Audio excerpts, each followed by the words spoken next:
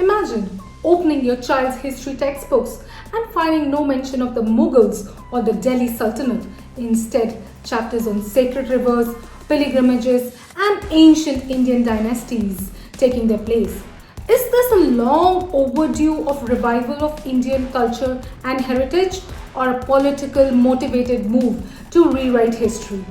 Today we cut through the noise and decode exactly what has changed in the NCERT textbooks and why it matters to every student, every parent and every citizen. NCERT has revamped Class 7 textbooks, aligns with the National Education Policy NEP 2020 and NCFSE 2023 to bring Indian traditions, knowledge systems and ethos into the education. Mughals and the Delhi Sultanate references have been completely removed. All chapter references on Mughals, Delhi Sultanate, Tughlaqs, the Khiljis and the Lodi are gone. The two-page table on the Mughal emperor's achievement removed.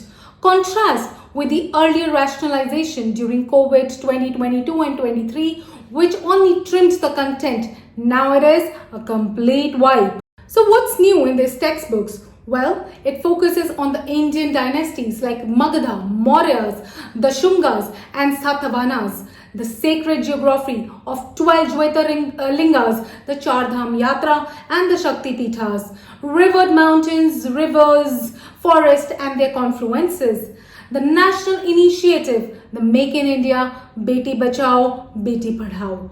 The English textbook Purvi, 9 out of 15 stories are by Indian author like Tagore, APJ Abul Kalam and Ruskin Bond.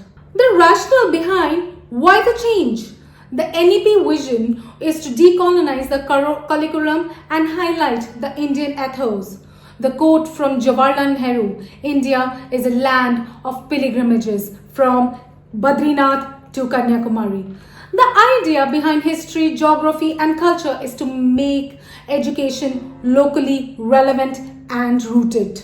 Of course, this change does not come without its own set of criticism. And what is it actually? The criticism is about saffronization. Opposition parties and scholars have called it an attempt to saffronize the education. However, the critics argue that removing the Islamic dynasties erases an important era of Indian history.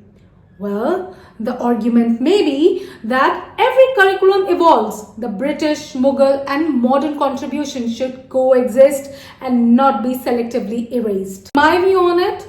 This isn't just about history. It shapes how the future generations see India's story.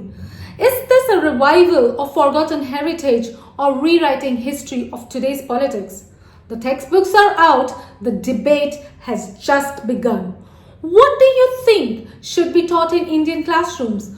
Drop your thoughts in the comment section. Dear parents, educators and citizens of India, if you found today's breakdown insightful, don't forget to hit the subscribe button and hit the bell icon so you never miss the deep insight. I would love to go ahead and hear your thoughts on it. Well, education is that pillar that reshapes the history and how people are going to look back. Should these textbook changes stay or should they be rolled back?